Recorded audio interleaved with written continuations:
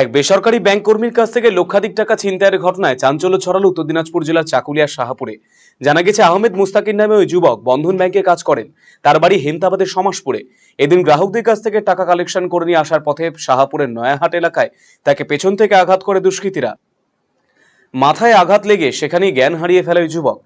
সেই সুযোগে দুষ্কৃতীরা তার টাকা ভর্তি ব্যাগ নিয়ে চম্পট দেয়। স্থানীয়রা যুবককে অচেতন অবস্থায় দেখতে পেয়ে চাকুলিয়া ব্লক স্বাস্থ্য কেন্দ্রে ভর্তি করে। খবর পেয়ে সেখানে আসে ব্যাংক কর্তৃপক্ষ। অন্যদিকে এই ঘটনায় চাকুলিয়া থানায় অভিযোগ দায়ের করা হয়েছে ব্যাংকের তরফে। গোটা ঘটনার তদন্ত শুরু করেছে পুলিশ।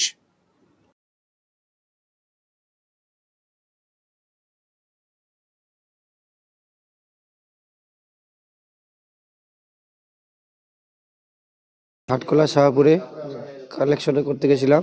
কালেকশন থেকে ফেরার পথে হঠাৎ রাস্তায় কেউ পিছন থেকে মারলো। তারপরে আমার কোনো জ্ঞান নাই। কখন হয়েছে এটা? কখন বলতে মোটামুটি 2টার দিকে। তারপরে লোকগুলো আসে, তুললো আমাকে, তারপরে হচ্ছে করলো।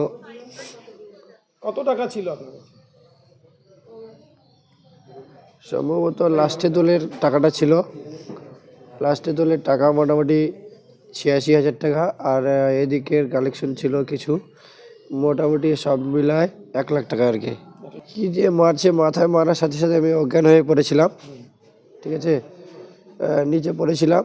পড়ে থাকার পর লোকগুলো আসে আমাকে যখন তুলে, তখন আমার জ্ঞান ছিল না। আর পরে জল টল দিয়ে করে তখন আমার জ্ঞান আসে। তখন আমাকে তুলে হসপিটালে নিয়ে আসলো। আপনি কি দীর্ঘদিন থেকে পেটের বিভিন্ন সমস্যায় ভুগছেন, গ্যাসের সমস্যায় ভুগছেন? তাহলে আপনার জন্য সুখবর।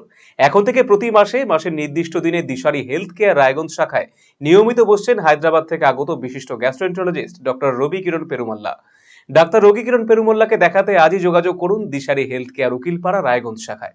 যোগাযোগ করুন 7477785509, 7477785512 এই নম্বরে।